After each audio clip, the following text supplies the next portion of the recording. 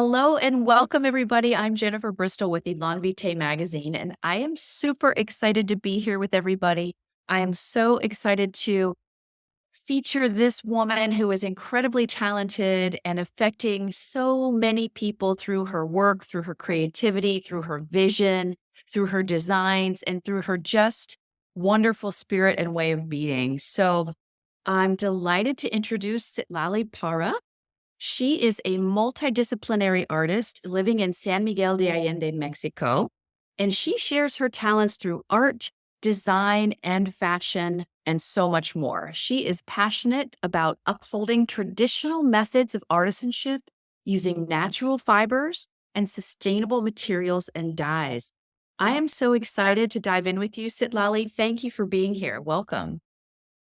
Well, thank you so much, Jennifer. This has been, I think, the best introduction that I have ever heard of me. So thank you so much. I feel very honored. It's a pleasure. And yeah, I'm just looking forward on deeping more into what I do. So thank you very much. Absolutely. It's my pleasure. In this series that I've been doing for Elan Vitae, my goal is to really dive into the person. There's so much wonderful things to say about what you do and what you create.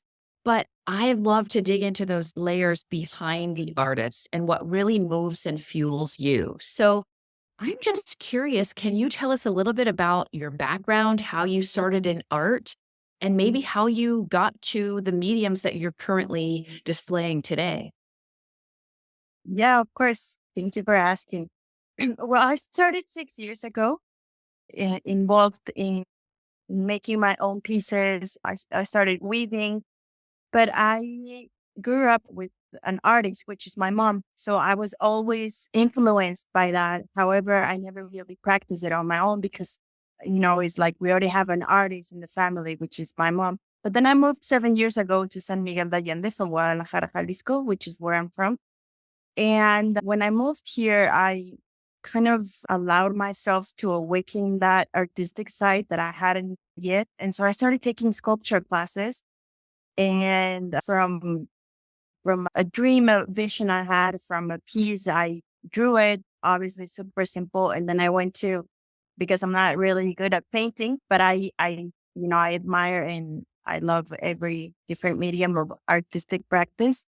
However, I started doing this sculpture. And then shortly after that, I was given the opportunity to put a booth inside an organic market where my mom was already selling her honey products.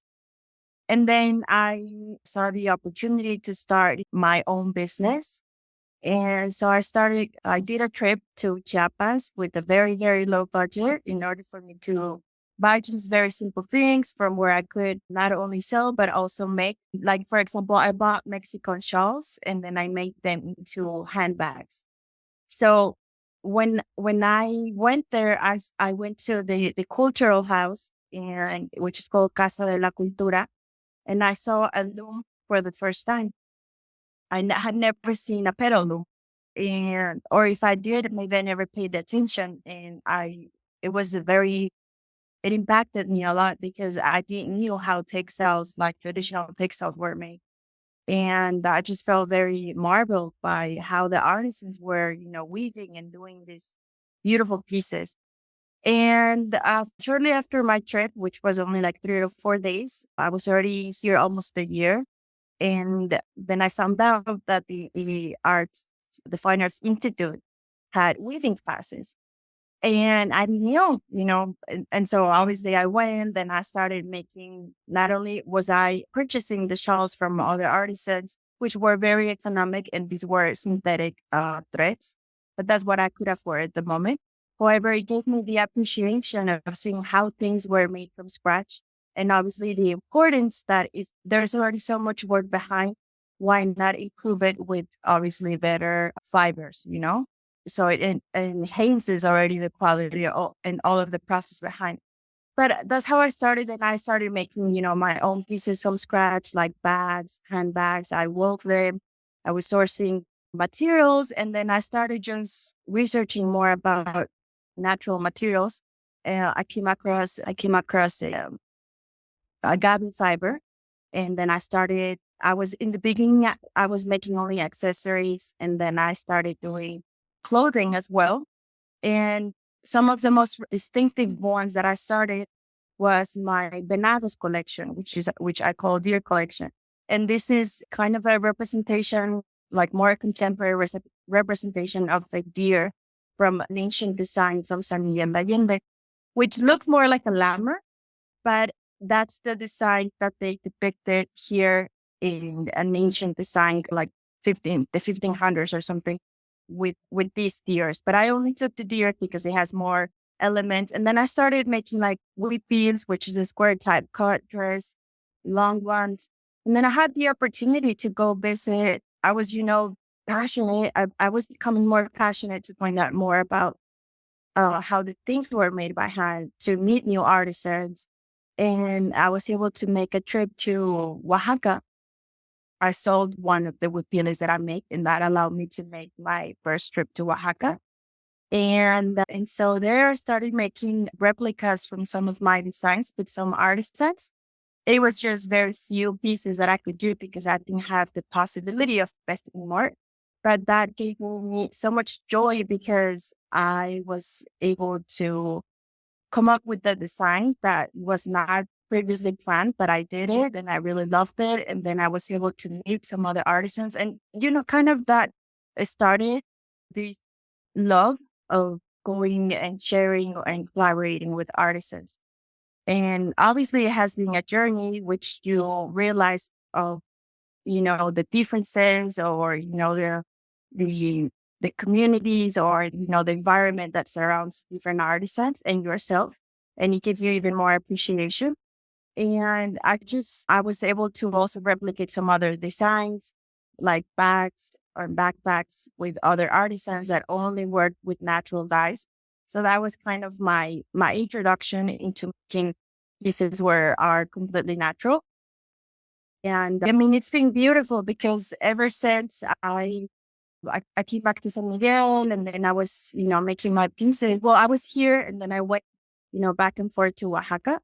And it was very, very beautiful because I've been able to just meet different artisans from different fields. And that kind of has taken me into meeting other artisans that work with fibers that I'm very fond of, and that all the process is super artisanal. They only use natural materials, and I really love that. So that's, it's just a journey of self exploration and sharing and appreciating, and kind of also being how can I say, like um I I don't know what's the right word, but kind of not precisely represent, but in a way, yes, like big sector of artisans by showcasing different accessories or techniques, from all, because it's immense, the more you delve, the more you know that, there's a lot that you don't know. And it's just, but it's beautiful because it's an ongoing progress and also learning, and that kind of has allowed me to also make some connections and being able to participate in some exhibitions. Just recently, I was able to participate in Design with Mexico, and I had a collaboration with artisans from Querétaro that their specialty is open work and embroidery technique. And it's just amazing the work that they do. And we were able to exhibit these pieces in the National Anthropology Museum in Mexico City. So it's been very, very beautiful. One of the things that strikes me, Lally, about your work and the literal tapestry that you're weaving is is how much that is a representation of how you create. There's this very sort of multidimensional quality to how you create. And I think that's really beautiful. It involves so many traditions and different people and different ways of doing things in different areas and different ways to exhibit or to collaborate and put things together. Tell me about how that sort of multidimensionality makes its way into how you create and what it means to you to be able to work with all of these people that you collaborate with and create with? Well, first of all, I think, and I'll always thank you for how you express. My biggest drive is to be able to feel this connection with spirituality, if it's a way of saying, by the act of creating. And so it doesn't matter, obviously, as you start to develop your practice, you'll get better at it, or you also realize that you need to learn more from that field, or that you want to bring more quality. So that brings you to appreciating others' works, to learning, to going to workshops, etc.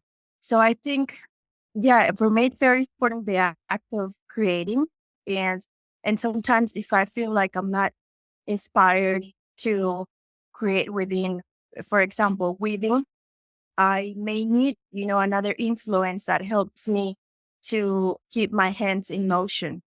So, for example, that's when I started taking pottery classes because I wanted to have maybe some other expressions that wanted to come in through the act of working with clay. And also the possibility of working with artisans is not only you, it's maybe there's part of your spirit in there, but it's not only yours, it's a whole team. So you obviously get to know yourself further and seeing how you react or how you work with others. And for me, it's always a pleasure and brings me humility to my own practice because I realize how talented, how wonderful these artisans are. And the fact that I'm able to provide an insight of how to, make a design or uh, enhance already the qualities of their work. For me, it's a pleasure and it's a blessing. And yeah, I think that's how for me it's just beautiful because I see the interconnection between all of it. It's that it allows you to be in the present moment. So when you are creating, and I think that's beautiful because when you are with more people, that you kind of all get into this vortex, that all creating and nothing else matters but that. And I think, I mean, it's not like I'm always in that beautiful vortex, but I try to push myself, to be, if I don't feel inspired to do some of this, because maybe I need to express, I just let it flow. But I love to continue to explore myself in expanding my knowledge so I can improve the quality of what I'm making for my clients. I love everything about that. That is so beautiful. And I'm so glad you said that Thank you. magic word about spirituality, because I wanted to ask you about that because I feel like you not only reach people like visually and through tactile senses, but there is some sort of spiritual or symbolic element to a lot of the things that you create. And I wondered how that goes for you when you start to work on a piece. Like, what comes first? Is it like something moves within you spiritually, or is it that you have a visual of what you want to create? Or how does that work when you get a commission from somebody or when you have a piece in mind that you want to start working on? Well, I don't necessarily have like a how to say like a ritual or like that I feel I'm having a connection before making something, but I already know that the act of creating, of just even cooking, writing, the act of doing something and that and it means it's creative, that I think already puts me like in a position of being aligned with the divine creation or whatever, it doesn't matter if it's you don't rate it good, between 1 to 10. It's just you are already putting yourself into a position of being in the present by making something, by using your hands. So I think for me that's kind of my way of approaching. Obviously there's different things. It's the appreciation of nature. and things that makes me feel connected. And by using natural materials or symbolic elements, I want to have that, permeate our subconscious. And also, the fact of, for example, speaking of textiles, clothing, it's proven, that it's way much better for our health, if you want to put it in that way, to use natural garments. Because with all the industry, all the synthetic dyes and all the synthetic textiles has also harmed us a lot. So I don't wear, organic all the time. Actually, don't wear all of my pieces all the time because we have our closet and stuff, but I try to be as conscious as possible in my lifestyle. Like I'm not, buying all the time. Many of the clothes that I have sometimes are, that we're giving or in exchange or, I try to be as conscious as possible in that way. And that what I'm making is also not something that is not only that it's aesthetically beautiful, but that is also going to be, good for you, for your skin touch. It's not going to harm you. And this is something that eventually you donate to your kids or somebody you want to give it to. So I think, the act of, well, the fact that I'm creating things that are as sustainable as possible as I can, it's not only, it's not only a trend or it's actually better for the environment. And I think it's also a way of respecting nature, kind of using already all the gifts that we have and just, putting it there. And yeah, I think, I don't know if I'm answering the question, but I think that, like I said, not every time I'm inspired or not every day I'm creating, but I do try to fill my life with elements that allow me to, if I'm making certain symbolics that I want people's to subconscious permeate, obviously the primarily person is me. I want to be balanced. I want to be, so many of the things that I incorporate are symbols that I align with or that I resonate with and that I believe that are at least good for me, and I want to share that, because I know it Yeah. can help, you know, Yep. others. Yeah, absolutely. And, it's very interesting because one of the things I like to ask artists is how does their art or their creative life influence other areas of their lives? How does it influence how they are a mother or a daughter or a father or son or their other relationships in their lives? How does it affect their other work, their health, their well being? And I feel like you create with your whole being. Like you live your life. Your life is art. And there's a saying, and I'm going to mess it up if I try to say who said it or what the exact saying is, but the concept is, how you do anything is how you do everything. With the premise being everything can be a spiritual practice. Everything can be that exercise in presence and honor and integrity and ritual and authenticity, by the way, by just your intention and your approach. And I feel like you really embody that. And I think that's something everyone can learn from, especially artists. There's so many outside influences that can impact. And I feel like those just fall away from you and you create from that really connected, deep place inside. And I think that really carries through in your pieces. Thank you so Uh, much. absolutely.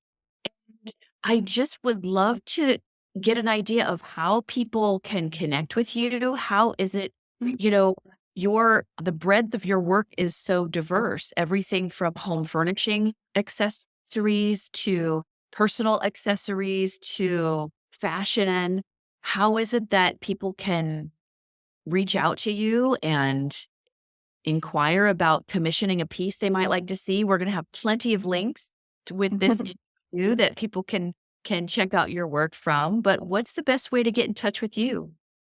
Thank you so much. Well, they can get in touch with me through Instagram at my personal Instagram, which is Citlalli.Parra.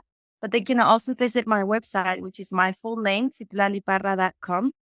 And actually, in my Instagram, on my profile link, there's my website and different options. You can price that. you can access directly. And there you can, I have the subscribe option. So you can put your message, you can leave your contacts, and then I will reply to you. You know, you can contact me directly through that or Wonderful. my Instagram. Yes. Okay. Fantastic. Website, Instagram, we'll make sure all those links are included. And I have one last question. I would love to know what's new and exciting and upcoming for you as an artist as we roll into 2024. What's exciting you that you might be new to creating this year? Well, you know, many of the things that I've been very blessed to create that have been highlights of the year have been sporadic that I didn't plan all of the sudden. So I trust that beautiful things come along, and I know that everything it's on its right timing. And sometimes I get obviously, you know, be like, oh my God, I don't have commissions or something up ahead. But then I just, you know, try to, I mean, accept these emotions, but try to flow with that and just be grateful that I'm able to use my hands and just create and be trustful with the universe and obviously do the work, you know, being on my social media and, you know, keep on doing stuff and sharing. But one of the things that I'm excited that it's kind of another facet, it's that I'm starting my next women's retreat in Oaxaca. So I will be able to share with other people, with other women that are also artists from my lens. I will be sharing artisans that I know that I've worked with and that they have beautiful work. And we're gonna, you know, have a visit to a silk factory. We're gonna visit clay artisans, master artisans, and just kind of enjoy of the local life and see these different places and artisans. And I think I mean, it excites me. Obviously, it's a little bit nervous, but because, you know, the first time of guiding other women. However, I am trustful that everything is going to unfold perfectly and that it might open a possibility for me to start exploring that other area where I'm able to share with more women, you know, and also in this same retreats or tours, I get to do my like I have workshops for the attendees, but I also do the workshop. So it's also I'm feeling myself with all this creative energy that surrounds me. So that's something that I'm very happy and that it's at least something that I know that it's coming up. And I know that I'm just gonna keep on creating stuff. That sounds amazing. And I have no Yeah. doubt beautiful things are unfolding. And I'm so grateful that you took the time to talk with me today.